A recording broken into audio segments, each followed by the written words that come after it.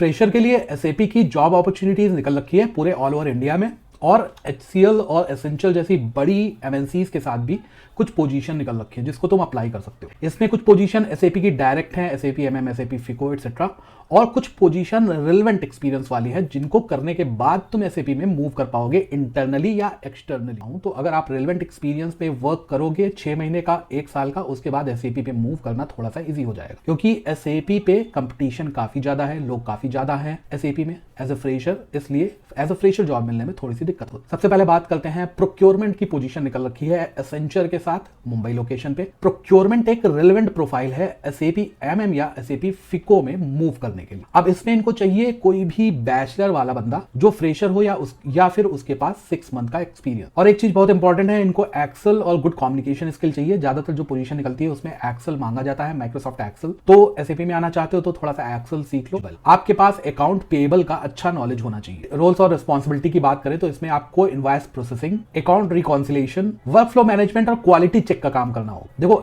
Essential जैसी company है तो इसमें तुम इसी एक्सपीरियंस पे वर्क करते करते अगर ट्रेनिंग कंप्लीट कर लेते हो एसएपी फिको की या एसएपी MM की ग्लोबल सर्टिफिकेशन कर लेते हो तो एसेंशियल में इंटरनली मूव भी होता है। आप इंटरनल मूव भी कर सकते हो और कुछ एक्सपीरियंस लेने के बाद 6 महीने का, 1 साल का, तुम किसी दूसरी कंपनी में एसएपी MM या फिको की पोजीशन को अप्लाई कर सकते हो। तुम्हारे इस एक्सपीरियंस को रेलेवेंट माना जाएगा। सेकंड पोजीशन निकल रखी है HCL टेक्नोलॉजी के साथ एसएपी फिको MM SD की, और ये नोएडा, मदुरई और लखनऊ लोकेशन पर है। 20 ओपनिंग्स है जिनको तुम अप्लाई कर सकते हो। एलिजिबिलिटी क्राइटेरिया की बात करें तो आपका 60% थ्रू आउट होना चाहिए आपके एजुकेशन करियर। बैचलर डिग्री होना जरूरी है। 6 मंथ से 24 मंथ का एक्सपीरियंस रेलेवेंट डोमेन में होना चाहिए, और इसमें फ्रेशर भी अप्लाई कर सकते हैं। अगर आपके पास 6 मंथ का एक्सपीरियंस नहीं है, अगर आप फ्रेशर हो फिर भी इस पोजीशन को अप्लाई कर सकते हो, आप एलिजिबल हो। कैंडिडेट के पास ग्लोबल सर्टिफिकेशन होना मैंडेटरी है, तो आपके पास फिको MM या SD का ग्लोबल सर्टिफिकेशन होना चाहिए। और इसमें एक इंपॉर्टेंट चीज ये है कि अगर आप 2021 से 2024 के पास आउट हो तभी इस पोजीशन को अप्लाई कर सकते हो, आप एलिजिबल हो। और ये इमीडिएट ज्वाइनिंग की पोजीशन है। आपको MM SD का अच्छा नॉलेज होना चाहिए। सॉफ्टवेयर डिजाइन पैटर्न का भी अच्छा नॉलेज होना चाहिए। Application development tool, visual studio और VS कोड का अच्छा नॉलेज होना चाहिए। आपको डिजाइन, प्रोटोटाइपिंग और टेस्टिंग का अच्छा नॉलेज होना चाहिए। थर्ड पोजीशन पे आते हैं, ये है प्रोक्योरमेंट एग्जीक्यूटिव की पोजीशन, और ये भिलोसा इंडस्ट्रीज के साथ है। ये एक मैन्युफैक्चरिंग कंपनी है, लोकेशन है मुंबई। हालांकि ये 30 से ज्यादा दिन हो गए हैं इस पोजीशन को पोस्ट हुए, तो इसको एक बार चेक कर लेना। अभी भी ये ओपन दिख रही है, इसको ओपन हो तो इसको अप्लाई कर देना। और इनकी रिक्वायरमेंट है कोई भी फ्रेशर, इसी के साथ साथ उसकी कम्युनिकेशन स्किल अच्छी होनी चाहिए, माइक्रोसॉफ्ट एक्सेल का अच्छा नॉलेज होना चाहिए। परचेज ऑर्डर एसएपी में कैसे क्रिएट करते हैं इसकी ट्रेनिंग आपको इस पोजीशन में एज ए फ्रेशर आपको दी जाए। तो एक ये फायदा होगा कि ये रेलेवेंट एक्सपीरियंस वाली पोजीशन है, लेकिन आपको एसएपी पे वर्क करने को दिया जाएगा।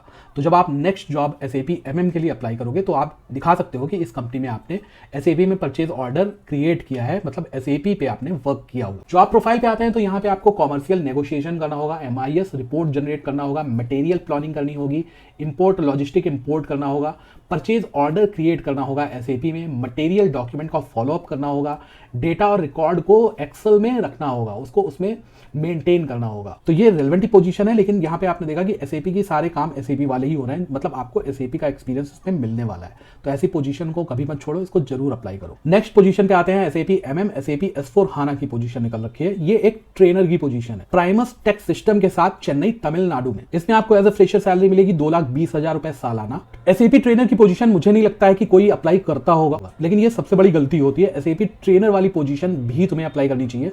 इसका रीजन बताता हूं। एसएपी ट्रेनर की ही जॉब ओपनिंग हर एक MNC में निकलती है। HCL हो, TCS हो, एसेंचर हो, टेक महिंद्रा हो, कोई भी कंपनी हो, उसमें एसएपी के ट्रेनर की पोजीशन निकलती है। और आपने किसी इंस्टीट्यूट में एसएपी SD या MM या फिको किसी भी मॉड्यूल की ट्रेनिंग दी है, आप एज ए ट्रेनर वर्क किया है, आपने 6 महीने, 1 साल या 2 साल तक आपने एसएपी ट्रेनर का वर्क किसी इंस्टीट्यूट में किया है। अब जब MNC में ये पोजीशन निकलती है तो तुम पहले बात तो तुम इसे अप्लाई कर सकते हो, क्योंकि तुम इसके लिए रिलेवेंट हो, तुम्हारे पास एक्सपीरियंस है एसएपी ट्रेनर का, तुमने सर्टिफिकेशन कर रखा है, तुमने ट्रेनिंग कर रखी है। तुम इन MNC में जाते हो, HCL, TCS, टेक महिंद्रा, किसी भी बड़ी MNC में जाते हो एज ए ट्रेनर बनके, एसएपी ट्रेनर बनके। अब वहां पर अगर तुम्हें कंसल्टेंट बनना है तो तुम इजिली इंटरनली मूव कर सकते हो। 90% लोग यही करते हैं। अगर वो ट्रेनर बन गए, ट्रेनर का एक्सपीरियंस लेकर MNC में घुसे, एज ए ट्रेनर वर्क कर रहे हैं, तो 6 महीने वर्क किया, वहां पे अपने रिलेशन बनाए, कोई पोजीशन कंसल्टेंट की निकली, सर्टिफिकेशन किया ही था, इंटरनली मूव कर गए उसी कंपनी में ट्रेनर से एज ए कंसल्टेंट या एज ए डेवलपर। ये चीज बड़ी इजी होती है किसी कंपनी में इंटरनली मूव कर। इसलिए मैं हमेशा कहता हूं कि रिलेवेंट पोजीशन और इस तरह की पोजीशन तुम्हें जरूर अप्लाई करनी चाहिए। अब इस पोजीशन के लिए इनको एक ग्रेजुएट बंदा चाहिए, एज ए फ्रेशर भी ये ले लेंगे, और इसी के साथ उसको SAP MM, SAP FICO या SAP S/4HANA का अच्छा नॉलेज होना चाहिए। यहाँ पर आपको ट्रेनिंग देनी होगी, आप एज ए ट्रेनर वर्क करोगे। इनके सारे लिंक मैंने डिस्क्रिप्शन में डाल दिए हैं, वहां पर चेक करके इनको अप्लाई कर सकते हो। तो ये था आज का वीडियो SAP की ओपनिंग्स पे फ्रेशर्स के लिए। मिलता हूं एक नए वीडियो में, तब तक के लिए थैंक यू।